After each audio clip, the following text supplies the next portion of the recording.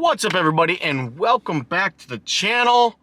After a weekend of snow and some cold temps, I figure it's time to head back out and let's see what kind of ice we have made, and I'm gonna let you know where I think we're headed, so stay tuned.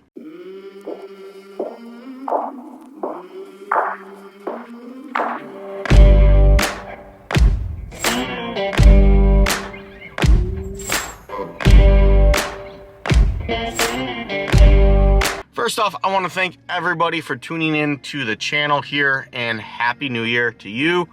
And I hope you guys all had a great Christmas. I took a little time off from everything, spent it with my wife. She had time off from work, and well, if you're married, you know, but same time, I do love my wife and I do miss her. We both have been working a lot, and we took the time to spend a lot of it with each other. And also our family and friends that are really close to us, we went and seen them. So hopefully you got a chance to do that as well. And I hope everybody is happy and healthy in your family. And if you're not, I'm pulling for you. Hopefully everything ends up good for you and we can all go ice fishing here soon. First up, got up really early this morning, got the camera gear ready, and I hopped online and checked the webcam. If you're familiar with this webcam, it's actually for the raft area, and it got me a little excited for what I was going to go out and see today. So stick to the end. I will actually show you drone footage of the raft that you're gonna like to see what you got up there. But first up, like I usually do, I headed over to the Crocker boat launch. Crocker generally freezes up inside that bay fairly quick, and the spillway is a little like a day or two behind usually. Needless to say, when I put the drone up, I was a little sad that the bay itself, where a lot of people spend time fishing, there was really no ice. There was some ice back in the old Admiral Marina, and then Beacon's Cove looked to be fully locked up. It might be a little tough to actually see what's ice versus water in some of these drone shots. So what you're looking for is a certain reflection of the light and edges popping up. So as you're watching drone footage, keep an eye out for that.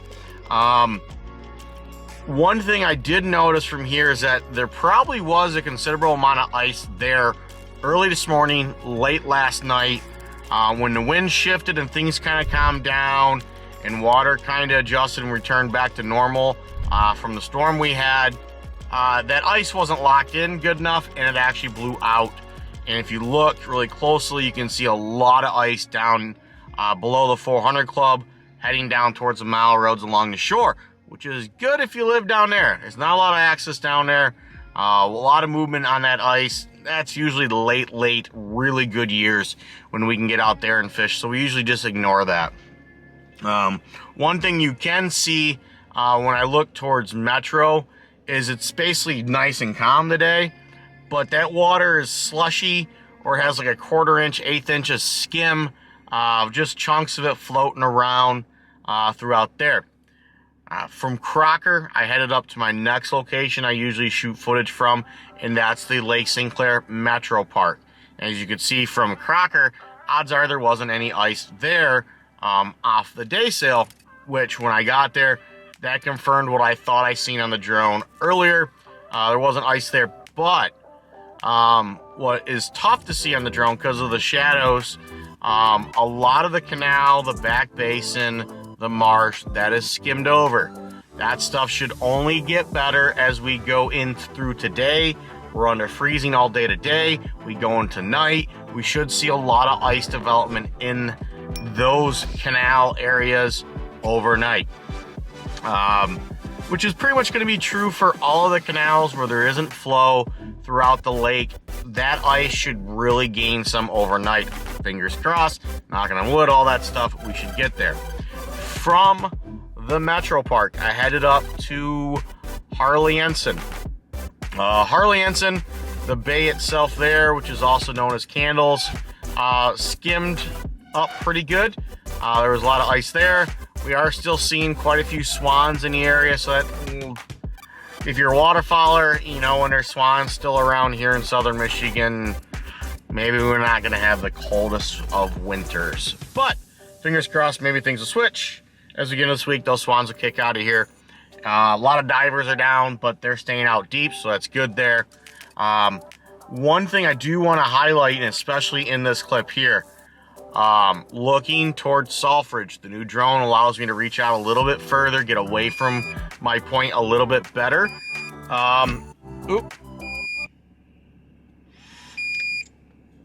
And was actually, there we go.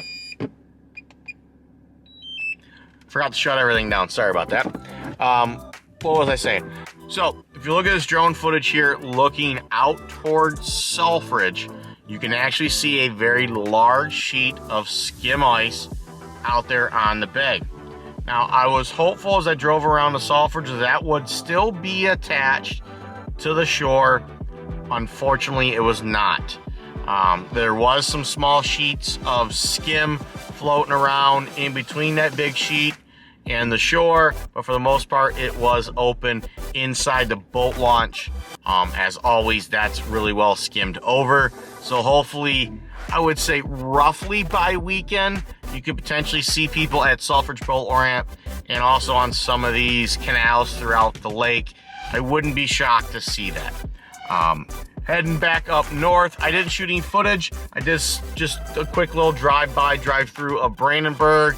Not a lot to report there. And if there's not a lot to report at Brandenburg, there's usually not a lot to report at Maryburg Park in New Baltimore. So I bypassed that altogether. And it brings us up to Fairhaven and the raft area. I'm actually sitting here at the Fairhaven boat launch right now. And I put the drone up and we had a look around. Now the wind is blowing into here gently right now. So the ice that is here inside this bay, which is Bouvier Bay, is not going anywhere right now. The raft bay, which is that little inner bay inside Bouvier Bay where the raft bar is, the marina and whatnot, that looks to be fairly locked up. As long as we don't get any wind beating it up, it should stay in really good shape, should gain some thickness. I don't want to say, hey, we're going to be fishing the raft this weekend, but she's ready. It could happen.